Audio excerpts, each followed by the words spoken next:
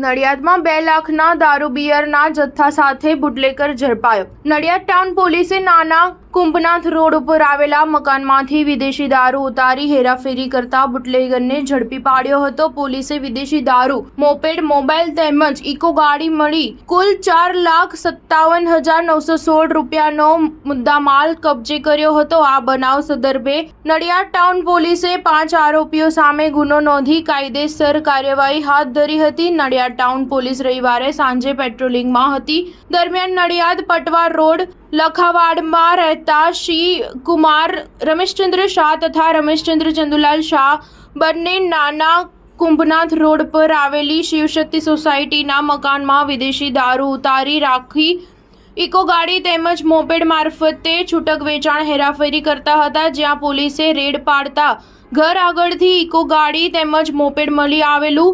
પોલીસે મકાનમાં તલાશી લેતા વિદેશી દારૂ તેમજ બિયરનો જથ્થો મળી આવ્યો હતો। પોલીસે મકાનમાંથી તેમજ બંને વાહનોમાંથી કુલ વિદેશી દારૂની 978 બોટલો તેમજ બિયરના 71 ટીન જેની કિંમત ₹2,01,846નો જથ્થો મળી આવ્યો હતો।